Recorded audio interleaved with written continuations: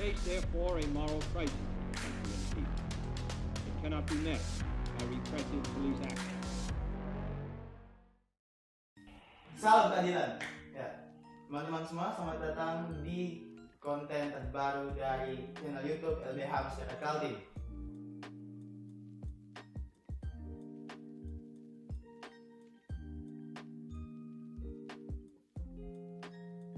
Kita bakal ngebahas tentang case review. Nah, case review sendiri itu adalah konten di mana kita membahas tentang kasus-kasus yang telah ditangani oleh LBH Masyarakat Kaltim.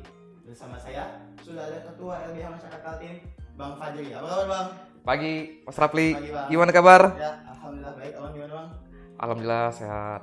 Nah, kita merupakan sebuah kesempatan yang besar ini ya, bisa wawancara Abang di kantor, di tempat Abang, di ruangan Abang nih. Alhamdulillah. Kesibukannya apa, Bang, belakangan ini, Bang? Ya seperti biasa, kami selalu mendampingi masyarakat yang pencari keadilan. Dan sampai hari ini sebenarnya juga kami masih sidang. Cuman saya hari ini kebetulan ada di kantor karena ada beberapa berkas yang harus saya selesaikan sebelum saya sidang ke Tenggarong. Jadi nggak apa-apa ini kita tanya-tanya Ya, saya Silakan bersedia. case review Demi ya. Mas Rafli ini saya sediakan waktu untuk diwawancarai. Oke. Ya. Langsung aja teman-teman, kita membahas data dulu deh, Bang. Ya. Untuk data dari LBH Masyarakat Kaltim sendiri, berapa sih kasus yang setelah ditangani? Kalau sepanjang tahun ini perkara yang masuk ini ada kurang lebih sekitar 50 sudah yang sedang berjalan, putus dan berjalan. Kalau tahun kemarin itu kami ada 100 lebih perkara yang kami tangani. Oke, dari semua perkara itu berapa, Bang, jumlah dari kasus narkoba? Narkoba ini ya kalau kita lihat di pengadilan itu 80% sidang hari-hari itu narkoba perkara. Gitu ya. Di LBH Masyarakat Kaltim sendiri itu tahun kemarin sepanjang tahun kami menangani perkara narkotika itu 80. 80. Dan di tahun ini yang sedang berjalan ini sekitar kurang lebih 40 perkara. 40 perkara. Nah, dari banyaknya perkara nih, Bang, ada nggak sih yang unik-unik, contohnya kayak dapat putusan ringan atau rehab gitu, Bang? Ya banyak. Banyak. Jadi setiap perkara itu kan berbeda-beda ya jenisnya, Betul. kronologinya segala macam, putusan dan pembelaannya. Dan yang terunik itu yang kami temukan itu ya yang bagus sih, bukan unik ya, kalau kami bilang itu putusannya rehab. Rehab ya. Yang putusan pemakai pun juga ada satu pasal 127, tapi yang rehab kami dapat kemarin satu perkara sepanjang tahun 2019. Nah, ini, Bang, keputusan rehab ini kan bisa dibilang putusan yang bagus lah, ya kan? Iya. Nah, kenapa ini bisa dibilang putusan yang bagus? Yang kedua, kenapa sih jarang kita temukan putusan rehab ini, Bang? Ya, putusan rehab ini dibilang bagus bagi diri penyalahguna narkotika. Kami setuju kalau di rehab itu, kenapa? Karena dia ada program yang jalani di BNN, di Balai Rehab. Tetapi kalau penyalahguna dihukum, itu bukan sebuah solusi untuk merubah dirinya gitu loh, agar tidak menghilangkan dari ketergantungan.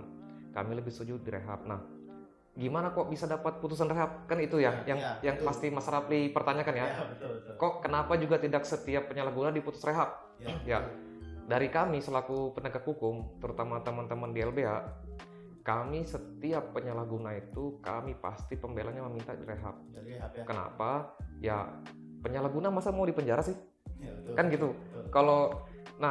Ini sih sebenarnya seharusnya dari tingkat bawah ini. Nah, teman-teman penegak hukum yang lain seharusnya ya seorang tersangka itu ketika di BAP apa segala macam atau bahkan ditangkap, harusnya di asesmen dulu tuh, dibawa ke BNN.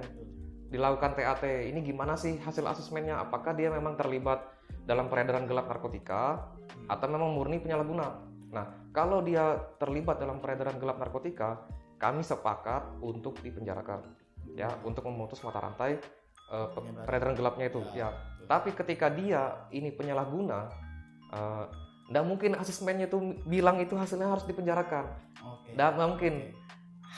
Hasil asesmen itu yang kami lihat pernah itu pasti dikatakan ketergantungan zat ini gitu loh. Ada ketergantungan. Dan terganggu jiwanya. Nah, masa orang yang dianggap sakit harus dipenjara? Kan solusinya ya harus direhab medis. Maka dengan itulah saya rasa pemerintah mendirikan rehab sosial dan medis narkotika. Samarinda. Oke, terus ini, Bang, dengan yang kata Abang tadi menangani perkara narkoba yang mendapatkan putusan rehab, bisa diceritakan nggak sih, Bang, tentang perkara ini seperti kronologisnya seperti apa gitu? Ya, putusan itu di akhir tahun kemarin kalau nggak salah sekitar awal Desember. Oh, Desember 2019 Ya. ya? Kami tidak bisa menyebutkan namanya, tapi kronologisnya oke lah kami akan jelaskan. Jadi dia itu membeli satu paket narkotika di tempat si A. Oke. Katakanlah si B ini yang membeli. Oke. Dia jalan, ternyata sudah diintai Oh. gitu loh oleh tim yang menangkap. Ini fakta persidangan. Nah, dia beli, setelah membeli satu paket dengan harga kalau nggak salah 300.000 kalau nggak salah itu, ketika balik baru ditangkap. Nah, ditangkap. Nah, jadi habis itu dia diproses, tapi dia dilakukan asesmen. Nah, bagusnya teman-teman penegak hukum yang lain ini melakukan itu, dia melakukan asesmen. Keluarlah hasil asesmennya. Oke. Dan dia dikatakan ya ketergantungan tadi karena ternyata dia ini sudah lama memang memakai. Oke. Nah, setelah itu di fakta persidangan memang tujuan dia membeli itu ya memang untuk memakai. Artinya hari ini ya tidak ada yang dirugikan. Negara apa segala macam karena dia uang pribadi dan ingin memakai sendiri gitu loh. Betul. Nah, kan tidak ada terlibat dalam peredaran gelap narkotika. Nah, pembelaan kami pada saat itu ya bahwa kami memang sepakat bahwa ini harus direhab. Kami semua yang ada di LBH. Walaupun waktu itu tuntutannya itu dia menguasai, memiliki. Memang seorang penyalahguna sebelum dia memakai memang dikatakan menguasai, memiliki. Itu pasti kan? Pasti. Nah, inilah rancunya undang-undang narkotika pasalnya. Ya, orang sebelum memakai pasti memiliki, menguasai, ya kan? Tapi dia tujuannya tidak untuk mengedarkan, menjual atau mengantar, masuk dikatakan kurir, tapi dia untuk memakai diri sendiri. Nah, dan didukung hasil asesmen pada saat itu ya alhamdulillah putusannya rehab. Oke, kalau boleh tahu berapa lama Bang putusannya Bang? Kemarin dihukum setahun, tapi diputus setahun, tapi dia menjalani rehab. Rehab itu sih ada yang 3 bulan, ada yang 6 bulan. Itu ya, itu sangat membantu sekali berarti LBH. Oh, alhamdulillah kami berharap juga nanti di tahun ini juga ada putusan yang rehab kembali, Mas Rafli. Pasti kita juga berharap itu. Nah, Iya. kembali ngebahas perkara yang tadi Bang. Menurut data yang saya dapatkan tadi, barang buktinya itu poket seberat 0,38 gram. Iya. Satu poket loh ini Bang. Iya, Kok satu poket. bisa satu poket ini mendapatkan putusan rehab? Biasanya kan dari hasil rumah, sisa pemakaian Iya. gitu.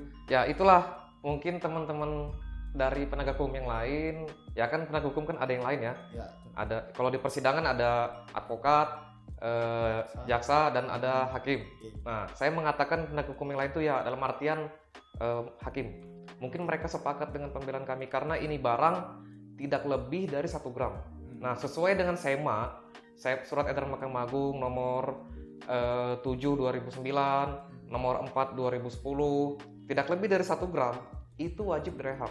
Oh gitu ya. Ya, apalagi dia hanya penyalahguna, bukan terlibat pengedar dengan didukung oleh surat hasil asesmen dari BNN. Nah, apalagi didukung dengan SEMA yang terbaru nomor 3 2011 itu tentang penempatan penyalahguna di lembaga rehabilitasi medis.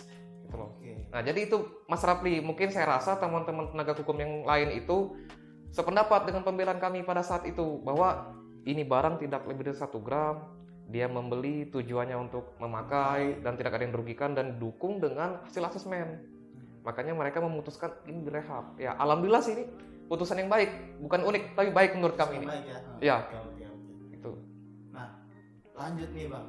Menurut Abang, apakah semua yang menghadapi kasus narkoba itu harus direhab kah atau ada asesmennya kah, apa gimana sih Bang prosesnya Ya. betul? Kalau kami di LBH itu sepakat bahwa setiap orang yang ditangkap, disangka ataupun diduga itu harus dilakukan asesmen dulu. Oke. Kenapa? Agar mengetahui hasilnya. Hasilnya ini apa sih? Apakah dia penyalahguna atau memang masuk dalam jaringan penyebaran gitu loh. Oke. Nah, hasil asesmen itu sebagai petunjuk atau pedoman nanti untuk teman-teman penegak hukum yang lain menuntut ataupun memutuskan perkara di persidangan. Nah, kalau dikatakan apakah harus, ya harus. Menurut saya harus. Itu kenapa enggak gitu loh. Itulah gunanya didirikan BNN. Di sana ada tim asesmen terpadu, dan asesmen terpadu ini banyak Mas Rafli lembaganya, ada kehakiman, ada jaksa, polisi, di situ tergabung psikolog dan dokter. Nah, artinya mereka tuh memeriksa tidak sembarangan keluar hasilnya itu gitu loh.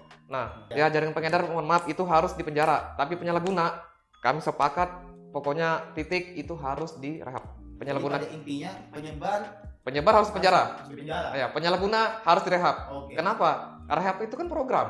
Program ya. Program walaupun katakan 3 bulan 6 bulan, ya programnya itu pasti menghilangkan dari kecanduan tadi. Oke. Nah, tetapi kalau di penjara bisa nggak dijamin nih bahwa itu hilang? Ya tidak. Saya tidak pasti katakan tidak. Karena kenapa?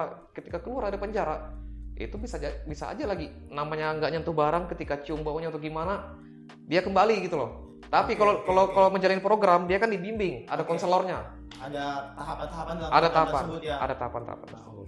oke deh teman-teman. Nah, dari wawancara saya tadi bersama Ketua LBH Masyarakat Kaltim bisa dilihat banget tuh perkembangan LBH dalam menangani kasus narkoba dari tahun 2019 sampai tahun 2020. Bisa dilihat dan hasilnya, buktinya ada orang yang mendapatkan bantuan dan berhasil mendapatkan keputusan rehab.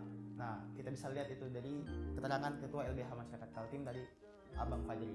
Nah, untuk teman-teman, untuk mendapatkan informasi lebih lanjut tentang case review dan konten-konten lebih dari LBH Masyarakat Kaltim, jangan lupa untuk subscribe di channel LBH Masyarakat Kaltim.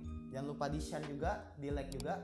Dan satu lagi, hukum itu bukan ditegakkan, tapi hukum itu didirikan. Salam keadilan.